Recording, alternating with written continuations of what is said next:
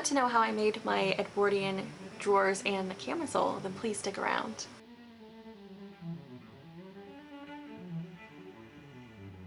What are skirt-knickers? Knickers, drawers, divided drawers, French drawers. There's a lot of shorts and drawers and underwear in there. So let's get into what skirt-knickers actually are. The divided skirt is the name for knickers or shorts with wide skirt legs. Knickers, skirt-knickers, or French drawers could be made out of various fabrics such as mull muslins, washing silks, linens, and of course cottons. And I'm using cotton in this case. For those who like a little bit more frillies and froth beneath their skirts, skirt-knickers oftentimes had flounces with rows of insertion lace, were threaded with baby ribbons and worn under lace or silk petticoats. So I went about researching drawers and found several options. I knew I wanted the design to be as simple as possible because after all, it's just gonna be underwear. I began searching for patterns and found some really good options. I ended up falling in love with one particular pattern. I fell in love with the illustration of the drawers that Century Patterns offers. I love the way the illustration's skirt legs are so full and fluffy, almost like a 1950s petticoat.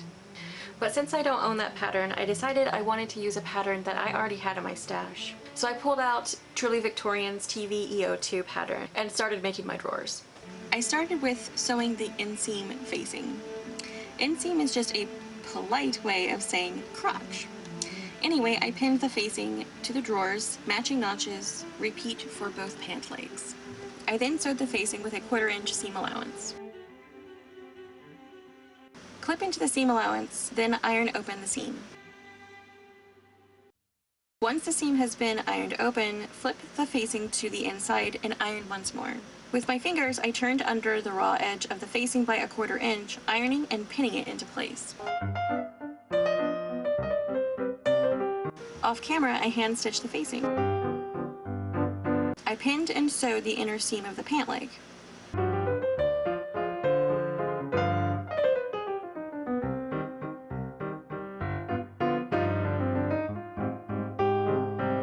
Off camera, I assembled the ruff and pinned the ruffle to the bottom edge of each pant leg. Here I'm attaching the ruffle with a 1/4 inch seam allowance.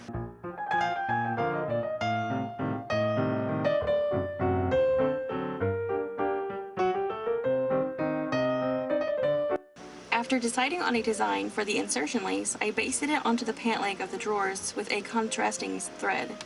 After deciding on a design for the insertion lace, I basted the lace onto the pant leg of the drawers with a contrasting thread. With white thread, I top stitched the lace onto the drawers, sewing it closely to the edge of the lace. For the design on my lace, I decided to do sort of like a V, Y-shaped sort of pattern on the side hip.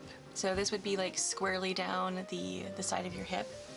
And I decided to lay on the lace and then I basted it into place so that when I take it to the sewing machine, it doesn't slip around very much.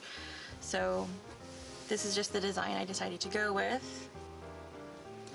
Here at the junction of the lace, I'm going to fold it over and just finish it right here. So when it comes down to the junction of the lace, I don't quite know how I want to end it at the junction because I don't want the lace to lay over each other very much. So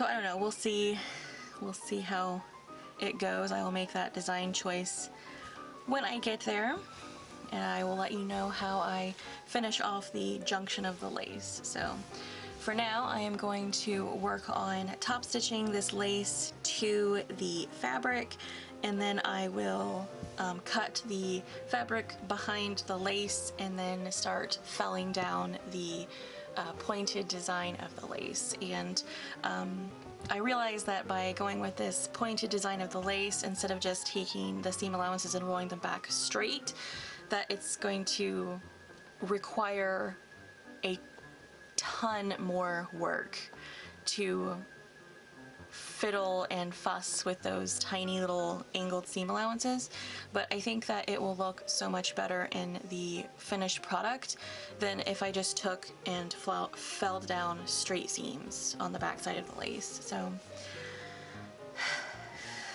I do have quite a bit of work ahead of me. So we'll see how much time this actually takes me to do. So yep. So I will be back with more progress. Carefully, I cut the fabric behind the lace, taking extreme care not to cut it. And after being this far into the project, I am so glad I never managed to cut any of the lace. I can't even fathom what I'd do if that happened. Probably crawl into the corner and cry, most likely. Then I trimmed down the seam allowance, roughly cutting it down to a 1/2 inch. By now I'm guessing you're wondering how in the heck I'm going to be able to flat fell all of these seams. Well, I've got a plan. With the point of my scissors, I snipped into the fabric up to the point of the lace design. So on the inside, I finished off all of my seams with flat felled seams, and I didn't film a lot of that because it was really mundane, boring work. So I wanted to show you here on the underneath portion of the insertion lace how I have flat felled the pointed design of the lace.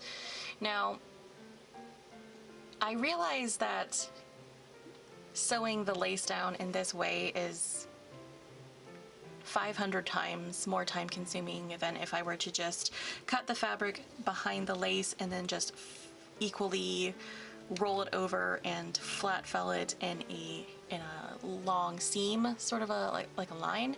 But I really like the way this lace looks from the top side of the fabric, having maintained that pointed design to the lace. I mean, that's the reason why I thought this lace was really pretty, is because it had that pointed filigree sort of design, and you know, just right. And also you can see how where the fabric is rolled back and then fell down, it's a little bit more dense, and then it almost kind of adds a little bit of a picture frame sort of effect behind the lace. And if I would have done just a straight across seam, that would have cut across some of the design of the lace, and I just didn't think that looked as attractive. So by doing the seaming this way, that pretty much makes the labor and time to create this pair of drawers so costly and time consuming that I really wish I would have gone with a different design. But I don't know, I have spent the last 4 days working like 10-hour days to get all of this done.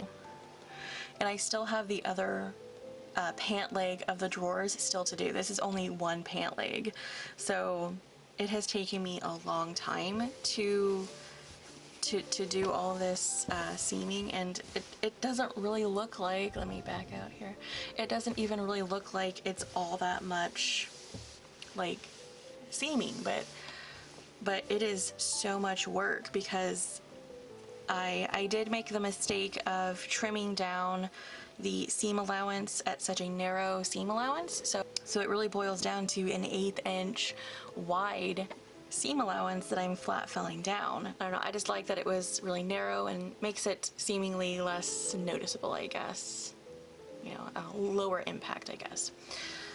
So by using such tiny seam allowances, it is terribly fiddly to sit there and fold it over and then pin it down, and then I slip stitch it into place. So, but the thing is, you know, due to my design choice, I decided to go with this pointed lace, and then I decided to not do the straight seam allowances or straight felled seams.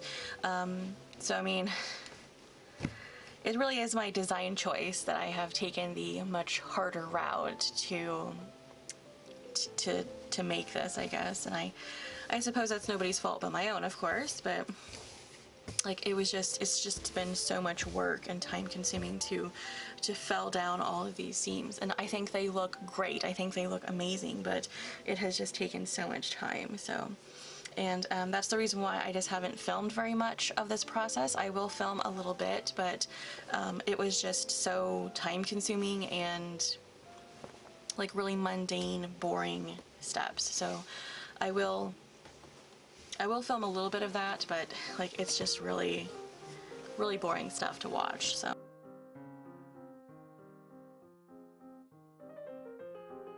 okay, so this is my progress so far. I have been able to flat felt all the seams of all the edges of the lace, and I have a few places where I need to tack down the lace and fill the seam allowance, but I wanted to,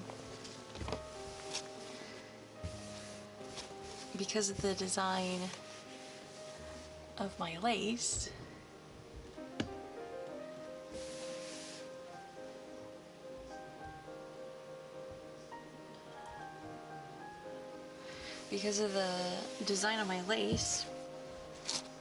I wanted to figure out how to finish the edges of my lace at this central intersection of where the lace joins and the lace behind comes down. So I purposely left this long so that I would be able to figure that out later. I don't know, I just know I don't want this much lace like lapped over, because it makes the lace too dense and then you lose the sheer quality or sheer aspect of the design of the insertion lace. So I don't know, I was just really hesitant to cut it off and then, like, you know, make a mistake on that. So I think I've thought about it quite a bit, and I really want to move forward with this project, and the junction of this lace was pretty much stalling me from continuing to work on it and finish it. So I think I'm going to mark where I'm going to sew the lace, and I think I might hand stitch this with really tight running back stitches, just so I can get it customized, just so I can get it stitched down where I want it. So I'm thinking right there, and then cut off this lace here. So I don't know, I'm hoping that will look okay. So I want to stitch down here and here.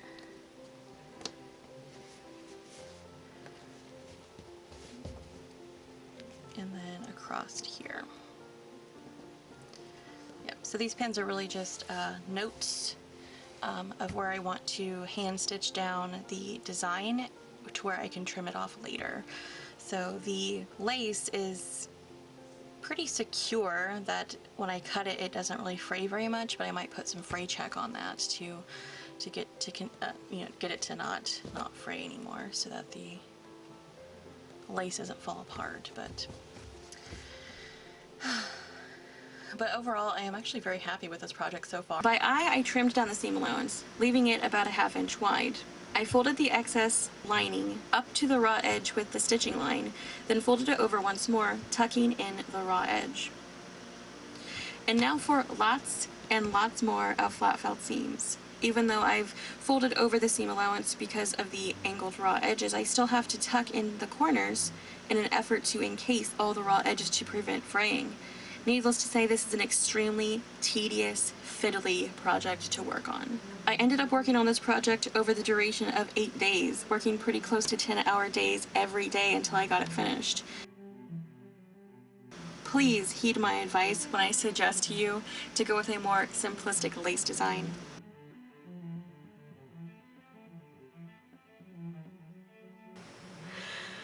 But look at how quickly that was. Look at it! Look at how quick that flat felt seam went on that lace.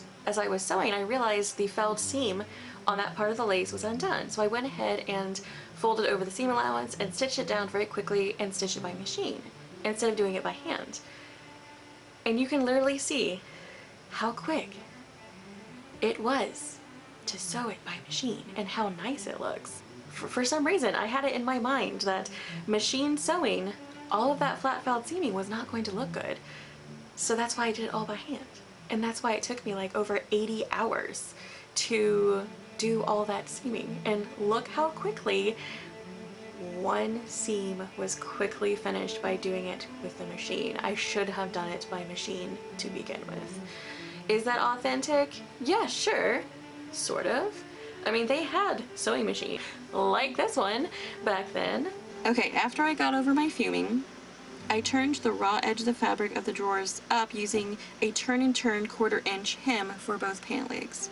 After I hemmed the pant legs, I decided to add lace to the bottom. If I had been thinking clearly in the 100th hour of griping at myself for wasting so much time with all the confounded flat felled seams, I should have hemmed and top stitched the lace trim on at the same time. Okay, so I sucked it up and did a quick fitting and discovered that I needed to take a few extra inches out of the waist. And all this time I was worried that it wouldn't fit at all. I didn't want to sew gathering stitches across the insertion lace because it would create too much bulk under the waistband. So I sewed 2 rows of gathering stitches across the cotton sections to adjust the waist edge of the drawers. As for the waistband, I cut it out extra long and folded over one long edge 1/4 inch, sewing it down. I know this seems strange, but I've got a method to my madness. I flipped it over and top stitched it down. You can also stitch in the ditch. I actually prepared this waistband after I'd already finished the camisole. And you may be wondering why I've put it off so long. The truth is, making clothes for a body that is plus-sized can have its challenges. Up until now, I haven't tried on the drawers, and I am fearing that they won't fit. There is supposed to be some gathering in the back of the drawers at the waistband, and I'm not even sure I'll have enough extra fabric to do so.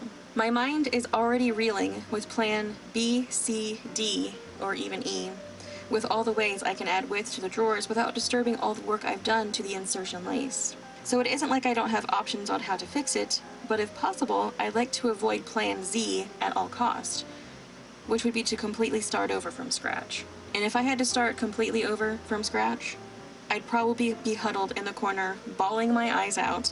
Well, in the very least, I'd have a seriously twitchy eye. And yet, I always ask myself why I don't ever do a mock-up. And when starting the next project, I probably won't do a mock-up, and will be giving myself this same amount of grief once again.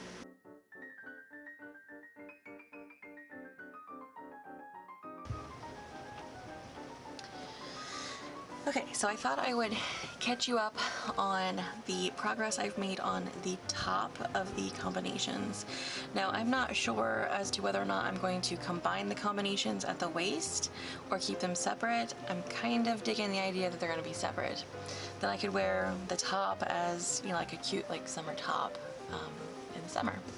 So far, pretty much the same way as I have done the corset cover.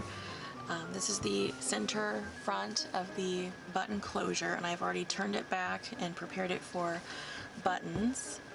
And for the side seams, there's only two seams, or 2 side seams, and I have sewed them together at a 1/4 inch, and then I have flat felt them. So right now it is together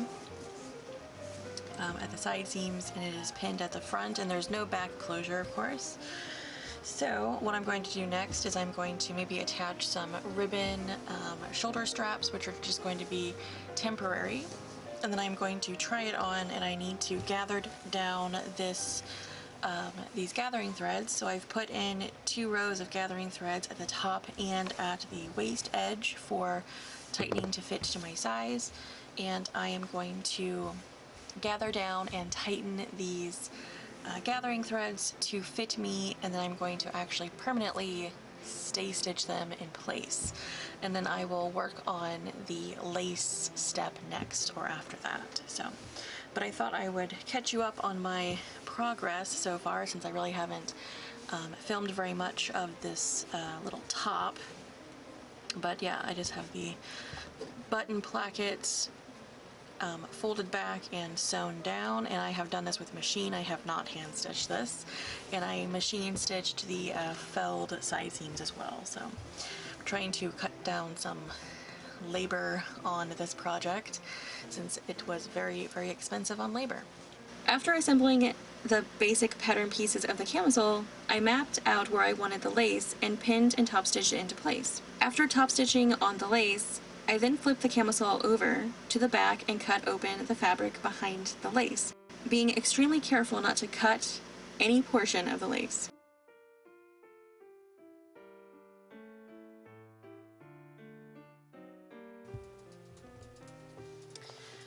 Okay, so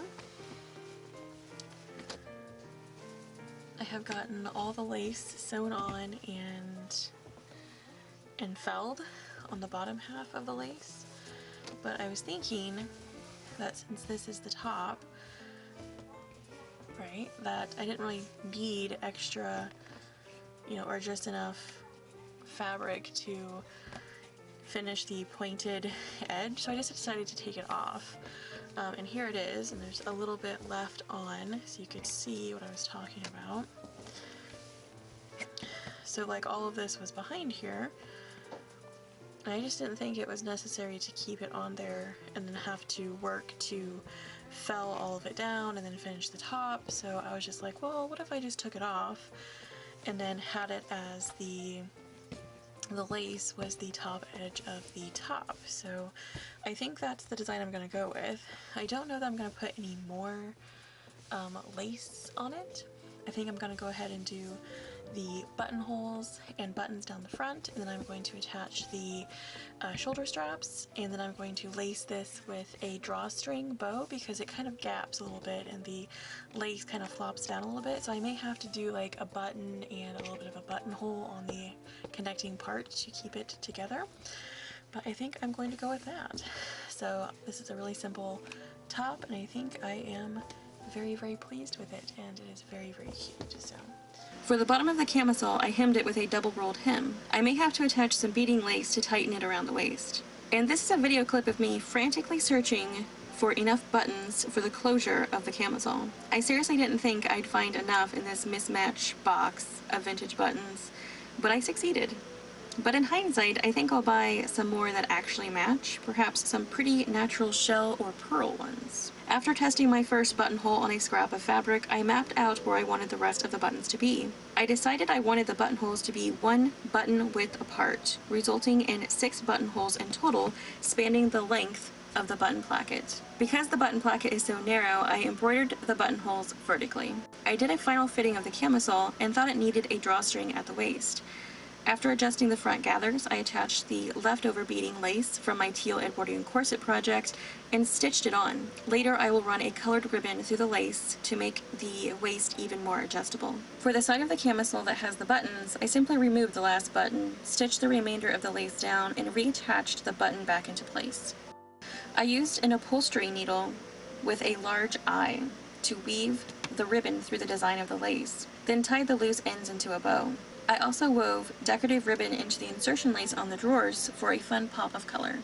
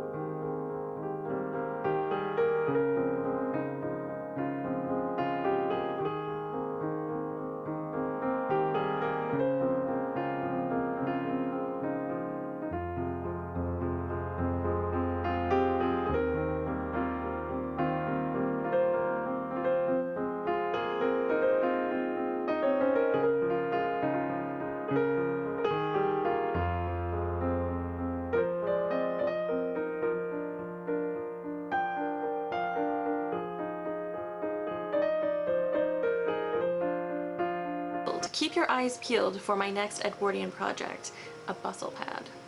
If you feel like sticking around or just want to know what other adventures I get up to, then please consider subscribing. And if you like this video, then please give it a thumbs up. Bye for now.